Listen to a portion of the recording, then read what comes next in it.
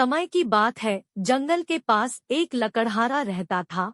वो जंगल में लकड़ी इकट्ठा करता था और उन्हें पास के बाजार में बेचता था कुछ पैसों के लिए। एक दिन की बात है, वो एक पेड़ काट रहा था। तभी हुआ ये कि गलती से उसकी कुल्हाड़ी पास की एक नदी में गिर गई। नदी बहुत ज्यादा गहरी थी और वास्तव में तेजी से बह रही थी। उसने बहुत प्रयत्न किया, अपने कुल्हाड़ी को खोजने की कोशिश की, लेकिन उसे वो वहां नहीं मिली। अब उसे लगा कि उसने कुल्हाड़ी खो दी है।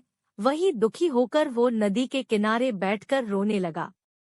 उसके रोने की आवाज सुनकर नदी के भगवान उठे और उस लकड़हारे से पूछा कि क्या हुआ। लकड़हारा ने उन्हें अपनी दुखद कहानी बताई। नदी के भगवान को उस लकड़हारे के ऊपर दया आई और वो उसकी मेहनत और सच्चाई देखकर उसकी मदद करने की पेशकश की।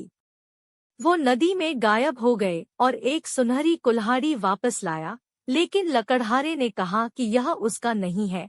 वो फिर से गायब हो गए और अब की बार उन्होंने चांदी की कुल्हाड़ी लेकर वापस आए, लेकिन इस बार भी लकड़हारे ने कहा कि ये कुल्हाड़ी उसका भी नहीं है।